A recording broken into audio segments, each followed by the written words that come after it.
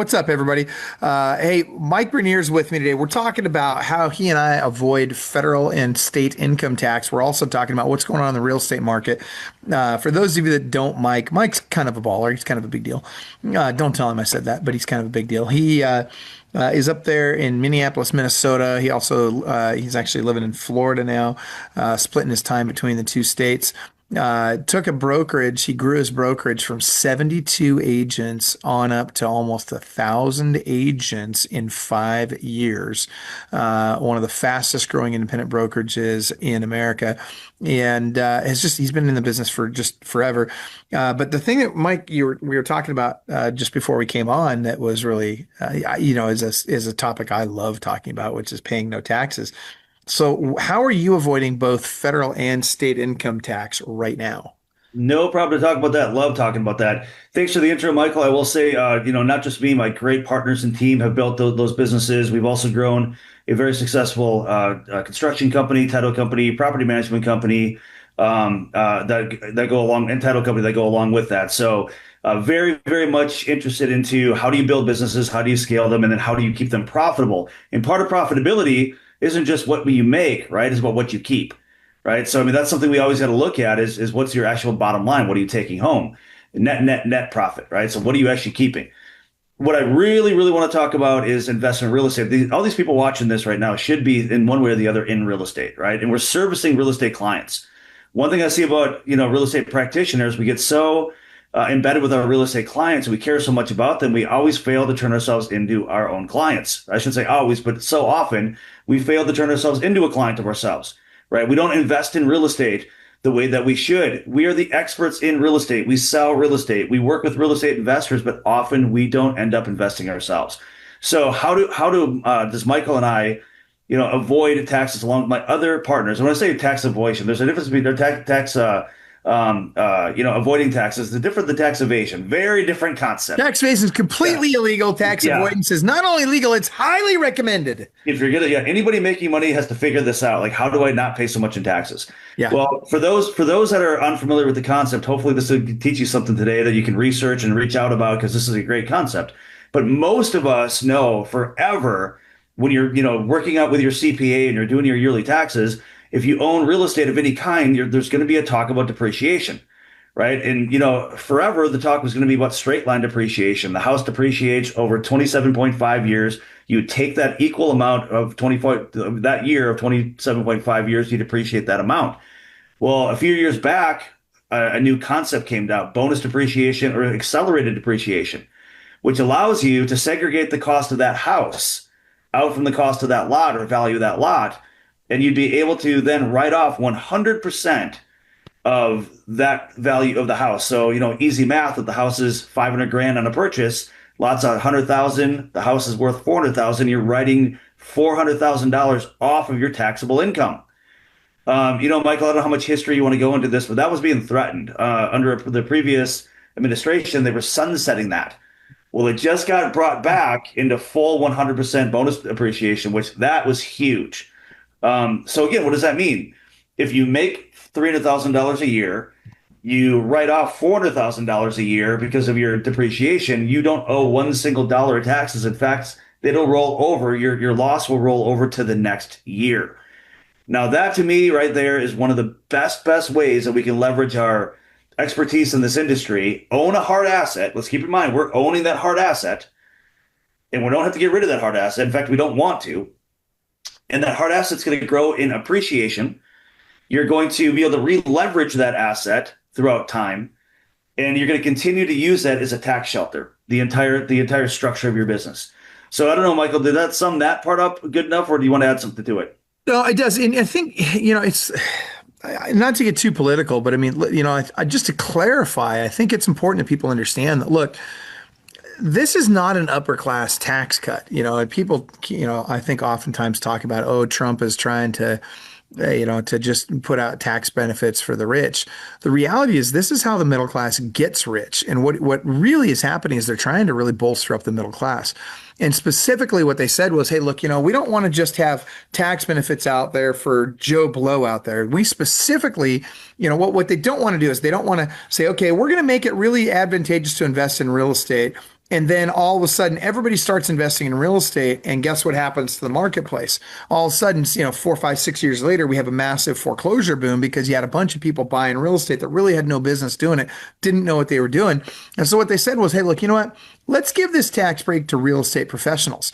Let's give it to the real estate agents, the appraisers, the property managers, the full-time investors, people that really should know the real estate market, and that essentially that know better, right? That are less likely to end up in foreclosure than just Joe Blow off the street buying their first rental property. And so that's who they targeted us to. And by the way, how many ultra rich people do you know that are selling real estate for a living or that are appraisers for a living or whatever? Very few, right? So again, this is a middle class tax cut, and it's targeted at helping the middle class get out of the middle class and up into the upper middle class or lower upper class. Well, if you define what wealth is, Michael, actually, I think it's not just a middle class tax cut, it's a middle class pathway to wealth. It's Yes. actually the pathway. Because, so often you'll hear people talk in the middle class that, man, if I could recapture what I paid in taxes, I could have actually saved money. I could have gotten it. I could have invested it, right? That's Well, right. this is how you do that. This is how you take the money you would have invested into taxes and put it into real estate. But the difference is when you put it into taxes, that money is stagnant. It's gone. It does nothing more for you, right? Except for build roads and cool stuff like that. But ultimately, the asset you purchase in real estate, that's going to continue to grow in value over time, right? And you're going to owe less over time. I got it. Yeah, you're 100% correct. I'll give you a great example. So Tara just this last week bought a house in New Mexico. This particular house, we're paying like 420 for it or something like that. We're renting it out for $5,000 a month. So right off the bat, we got, good cash flow, $1,700 a month in cash flow. That's great cash flow on a property that price. I think we're putting, call it about 85 grand down on this property, right? Well, year one, we're going to get a tax deduction of $65,000 year one, plus $1,700 a month in cash flow, which essentially means year one, it pays for itself. I am 100% I'm infinite return at that point. I have no money invested in at that point because of the taxes I saved and because of the fact that I've got enough cash flow to essentially give me all my down payment back in year one. And from there, it's just infinite return. Where else can you do that? And by the way, why would I want to give money to a government that clearly doesn't know what they're doing with it? They clearly, I mean, come on, man. I mean, all the places they're spending money that they shouldn't be spending money. Last thing I want to do is give them more. I'd rather make that money work for me and for my family. And you guys should too. No doubt. And, frankly, what we're talking about here, Michael, and I think this is where people get kind of confused on this. It's really hard, I think, to get started in your first investment property because you don't really know much about it. Even if you helped investors buy a property in the past, you've never owned one yourself or you had a bad experience with one, you don't know that much about it. Also, it's about, I hear a lot of it, I don't have the cash resources to do it. Or like the biggest problem we see in our industry is people don't qualify for the rental unit because they keep writing off all their income, right? That's actually not a problem. It's not a problem. So what I want to talk about is some of the tools, some of the mindset shifts that we got to have, and then some of the tools that we need to make this successful. The first mindset shift is we can't be scared when we are the experts in real estate. There's people that are not experts in real estate that are having more backbone than us. Get in, get your feet wet and do it, number one. Number two, there's great tools out there that you can leverage. I mean, heck, if you're going to save a lot of money in taxes or completely eliminate your income taxes, can you not put that into a down payment? And by the way, if you haven't figured this out already, the loan we're going to talk about, the tool we're going to talk about is a DSCR loan. This is the real estate agent's, fantasy loan. This is the loan that we've all waited for so many years that we could really turn around and start leveraging real estate ourselves. Self-employed people have to write off everything. That's what we do all the time. It really limits our ability to get multiple loans. DSCR is the answer. You want to talk a little bit about that? I freaking love DSCR loans. It stands for debt service coverage ratio loan. And essentially what it means is you don't have to qualify. If you have a 620 credit score or better, and the property will pay for itself. In other words, it's got to meet the 1% rule, right? So essentially I pay, $500,000 for a property. It's got to rent out for $5,000 a month, right? Something of that nature. If I can make that happen, and by the way, there's even ways to do it when it doesn't meet the 1% rule. You can do what's called a no ratio DSCR, a little bit higher interest rate. But essentially, the banks look at the property, not at the borrower. They don't care about the borrower. They just care, will the The only property thing they're pay for looking at the itself? borrow is a minimum credit score. And like Michael said, most of the time Yeah. you're going to see 620. Yeah, And they're not looking at your ability to pay for it. They're looking at the house's ability to pay for itself. that's right. It's That's fantastic. And by the way, for those of you that are wanting to find out more information about that, reach out to Madison, our daughter, Madison. I say ours, not Mike's and mine. Tara's and my daughter, Madison. weird. That's weird. That just came out all kinds of wrong, Yeah, Mike. yeah, it did. But seriously, reach out to my daughter Madison, and I tagged her in the comments. But guys, she does so many DSCR loans, it's not even funny. She's doing several of them for me right now. And guys, to Mike's point, the DSCR loan is a dream come true for investors because it allows you to get into a lot of properties that otherwise might have been out of reach because you don't qualify. And so think about this. Now all of a sudden I can get in because it's the house that qualifies, not me. And I can not pay taxes. I can take that money I would have paid taxes with, and I can instead just dump that right into real estate. Really, nothing's changed for me in terms of expenses or anything I have to do.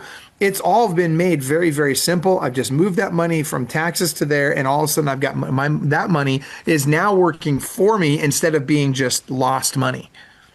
So let's talk a little bit about cost segregation too, because a lot of times when we talk about this, people get confused by bonus depreciation, cost segregation, all of it. So can you kind of give a quick rundown on that?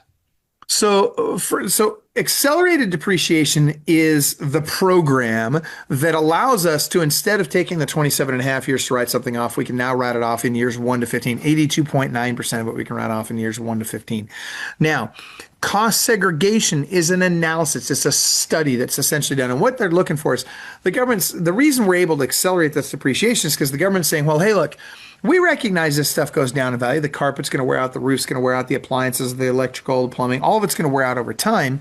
So what we need to know is what type of appliance does the property have, and what does it have carpet, what type of surfaces, finishes, etc.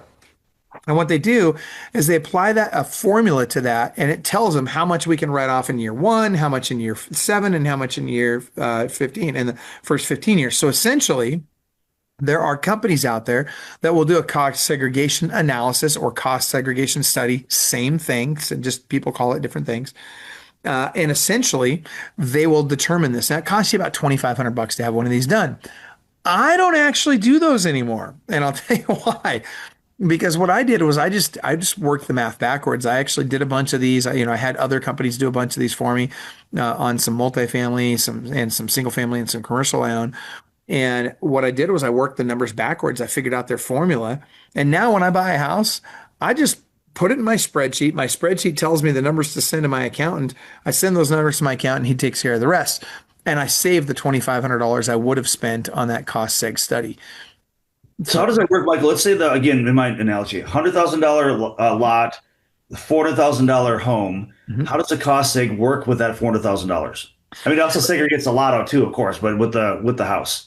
Yeah, essentially what they're going to say is they're going to say, okay, well, first of all, the lot gets no value, right? Yep. We're not going to be able to depreciate Depreciate. the lot. Lots don't depreciate. They're the same year after year. They don't depreciate. So yeah, Correct. we don't do that. Right. And so what they'll do is they'll say, okay, well, look, this thing's got, X number of appliances, and those appliances are going to wear out fairly quickly. So we're going to allow, more depreciation sooner with that group of assets inside the property, inside the house or whatever. Or if it's a hotel, for example, there's multiple hotel rooms, smaller, there's going to be a lot more, mechanical and plumbing and electrical devices in a smaller space. So they'll let you accelerate that faster than they might on a really big residential property that's, only got maybe 2 bathrooms instead of a multifamily or a hotel that's got a whole bunch. So essentially all they're trying to do is they're just trying to figure out how much stuff do you have that wears out, how fast. The faster it wears out, the more deduction they let you take sooner. That's all it Yep. comes to. That's all it is. Yep. Yep.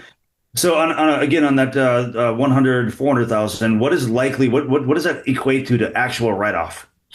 So not even just write-off, but actual tax savings if you're in a Yeah. 38 to 48% tax bracket. And by the way, we need to preface this with neither Mike nor I are CPAs or So attorneys. We're just a couple of rich dudes that own a bunch of real estate, and we just figured this stuff out. We're just trying to share it with you guys.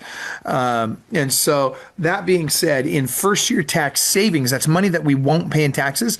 On a $500,000 house, I'm saving right around $75,000 year one that I mhm. won't pay in taxes. That's crazy. And by the way, if I have leftover, right? So maybe I only have a $50,000 tax burden that I'm trying to get rid of. Well, that leaves me with an extra $25,000. Guess what? That just rolls over to next year. No big deal. Like and that rolls over indefinitely until I use it. And if I never use it, then if I need to sell a property, instead of having to do a 1031 exchange, I might have some built up money there that's just sitting there, that's eligible to be used. I might not even have to do a 1031 exchange in that case, and I still might not have to pay capital gains. So it is honestly this new set of rules real, and it's the best thing that's ever happened in the middle class. Period. End of story. It really, truly is. Now you look at the guys like the Donald Trumps and the Robert Kiyosaki's and the Dolph Terusas and the uber rich people of the world. They don't even need depreciation. They don't even need any of this cost seg accelerated depreciation and that stuff. They don't need it. Why? Because they don't even take active income from their properties. So they don't have anything to write off, right? In other words, they don't have any taxes they would have had to pay anyway, because when they want money, they just borrow it against their properties. So there's no tax to pay because you don't pay taxes on borrowed money. No, you don't. No, you don't. All right. So, Michael, anything else you want to cover on that? Because one thing I would say is you got to be careful about selling those properties. Once you've taken that accelerated depreciation, there's something they like to call recapture tax when you sell. You have to be aware of that. These are great to re-leverage, not necessarily always to resell. I'm just going to say that out loud. Well, here's the thing though. There's really two great ways to avoid ever having to pay depreciation recapture, right? Mhm. Number one is you just do a 1031 exchange. That one's easy. Exactly. But Yep. even easier is just die, right? Because Yeah. what happens when you die?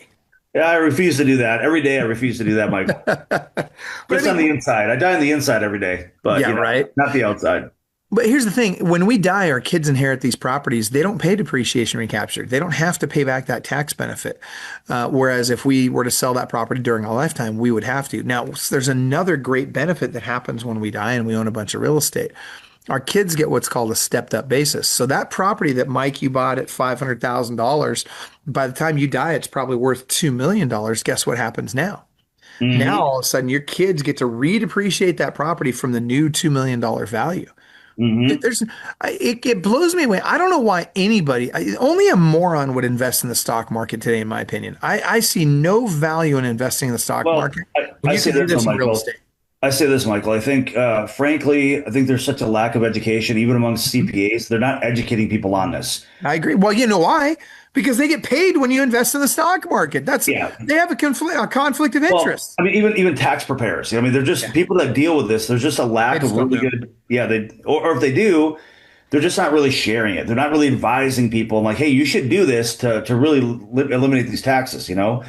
So that's Cracks something me I up. found to be People are true. doing stupid stuff like I'm going to go live in Costa Rica for 50% of the year so I can, only have to pay Right. 1% tax. I'm like, screw that, dude. Who wants to do that? I don't want to go down there for half the year every year. Well, I mean, I've got no state taxes in Florida. I mean, and I get to get out of the winter in Minnesota, so I'm not going to complain about that. But Right? got to do what you got to do, Michael. Got to But do you're what you living in Florida. You're not living in Costa Rica. You don't No, have. I'm not. That's the problem. Is these guys that are going down to Costa Rica, dude. I've got good friends. You've got good friends, and we won't mention names because I want to tell you the story. But I've got a really good friend who did that, and really great guy, smart, really intelligent, hardworking, very wealthy guy. Decides to go live down there, and dude, it was so hard on his family because the schools down there weren't good for his kids, and the family was living in the States while he was living down there to try and qualify for this big tax break. And he ended up sticking it out and he ended up qualifying for it. But man, what a price he paid in the short run. Yeah, you know what? I've got DoorDash down there. I've got all my amenities, all the things I like to do. Any store I want to go into. I mean, it's right That's right. there. So yeah, it's not. You're It's in not it. much, You're in America. Yeah, that's right. yeah, That's right. yeah. Yeah, I mean, don't get me wrong. Costa Rica is quasi America, but it's still. I tell you, man, it's just not the same thing, It's a great vacation place. I'll put it right? that way. Yeah. Yeah. Well, all right. That being said, we are running out of time. We've only got a couple minutes left, and we got to get we got coach's call coming up here. So, Mike, let me ask you this: what would your advice be to all the real estate agents out there that are watching this right now? If you could only give them one piece of advice, what would you tell them? I would tell them this, that, if the market shift that's happened in the last few years has taught us anything, or if you've been through the crash or any other correction in your career, having all your eggs in one basket, that you're relying on your clients, that is going to pay all of your bills for you. That's a tough one, right? So collecting assets, if you ever want to retire, being in the real estate brokerage world, I saw so many people that were in their 70s and 80s that still had to run out and sell a house in order to make ends meet, right? Getting to the point that you don't need to because you got the assets, that's true freedom, right? And that's what we're really, really gearing towards. I mean, that's why we get into being an independent contractor in the first place, is so we don't have to be beholden to everybody else all the time. Yeah. This is the way that we can actually collect the assets, work because we want to, not because we have to. When you take the money stress out of real estate, it's so different. It's fun. It's a lot of fun without the money stress. When you're worried about money, it's not so fun. So, get those assets, be prepared for those market shifts, lean into those assets when you need them, but you're not going to be able to do that unless you start. You got to get started. Yeah. No, I hear you. And on that point, I would say, guys, I don't care what it takes. Find a way to buy a house this year. Buy a rental property this year. Make sure cash flows, but you got to buy a rental property. And I don't care what you got to do to get there. You find a way to buy that property. Mike, thank you so much. How do we contact you if somebody wants to reach out to you? Well, you can reach me at 651-587-2396. You can also find me on Facebook. Just look at Mike Bernier Realtor. You'll find me. You're the man, brother. I appreciate it. Thank you. Thank you. Thank you. Club Wealth is the only coaching company on the planet that will literally guarantee that you will double your income or make at least an extra $100,000 your first year coaching with us, or we will give you 100% of your investment back. Click the link below, sign up for the appropriate tier level, and let's get you a strategy session today. And I promise you, I 100% guarantee you, promise you that you will walk away with a heart full of gratitude for the time that we took for you, because you got so much value out of that call. Schedule your strategy session today. I promise you'll be glad you did.